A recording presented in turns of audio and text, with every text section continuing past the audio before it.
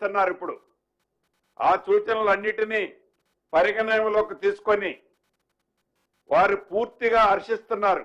ఏదైతే ఈనాడు ఈ సర్వే జరుగుతుందో ఈ సర్వేని సైంటిఫిక్ గా జరుగుతుంది అని హర్షిస్తున్నారు.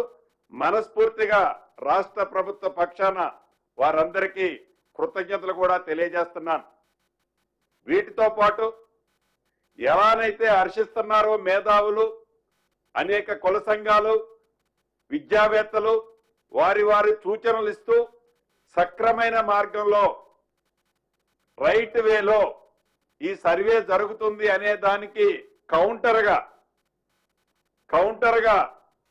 ప్రతిపక్షం వారు కూడా ఈ సర్వే అంతా ఒక బోగస్, ఈ సర్వే మీ ఆస్తుల్ని దోచుకోవడానికనో ఇతరత్రో అని రాజకీయ లబ్ధి కోసం వారి ఉనికికి ప్రమాదం అయింది అనే ఆలోచనతో వారి ఉనికే ప్రశ్నార్థకంగా మారుతున్న ఈ తరుణంలో దాని మీద ఒక రాజకీయ రంగు, ప్రతిపక్షంలో ఉన్నాము కాబట్టి ఏదైనా విమర్శించవచ్చు, ఏది విమర్శించినా చెల్లుబాటు అవుతుంది అనే విధంగా దాన్ని కూడా తప్పు పడుతూ ఏదైతే ఈ సర్వే జరిగే ప్రాంతాల్లో దురుద్దేశపూరితంగా వాంటెడ్లీ ఈ సర్వే మీద అనేక ఆరోపణలు చేస్తూ ఈ సర్వే అయితే భవిష్యత్తులో మీకు రావాల్సిన స్కీమ్స్,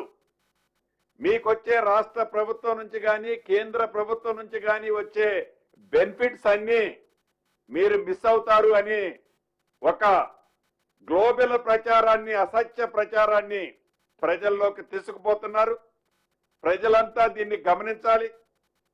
ప్రజలంతా దీన్ని గమనించి రాష్ట్ర ప్రభుత్వానికి కానీ మన నాయకులు రాహుల్ గాంధీ గారు చెప్పినట్లు ఈ సర్వే వల్ల ఏ ఒక్కళ్ళకి ఏ రకమైన స్కీమ్కి ఇబ్బంది కలగదు.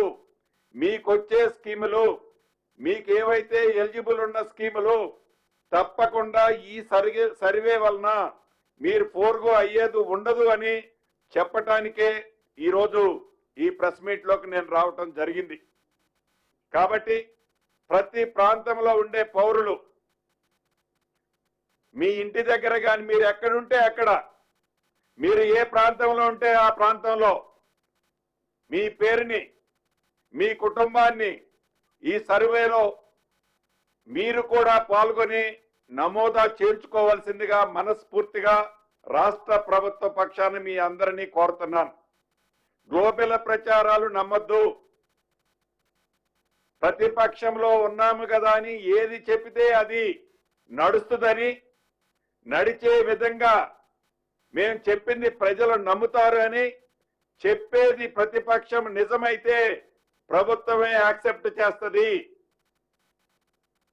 అబద్ధాలను నిజం చేయటానికి చెప్పిందే 100 సార్లు చెప్పి ప్రజలను మెబ్బ పెట్టాలని రాష్ట్ర ప్రభుత్వం రేపు దేశానికి ఆదర్శంగా ఒక రోల్ మోడల్గా ఈ సర్వే కార్యక్రమాన్ని చేపడితే దీన్ని అప్రిషియేట్ చేయాల్సింది పోయి విమర్శిస్తూ రాజకీయ లబ్ధి పొందటం కరెక్ట్ కాదని ఈ వేదిక ద్వారా ప్రతిపక్షాలకు కూడా తెలియజేస్తున్నాను.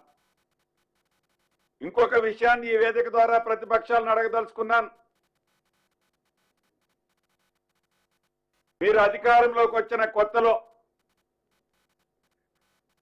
సమగ్ర కుటుంబ సర్వే అనే కార్యక్రమాన్ని మీరు చేపట్టారు.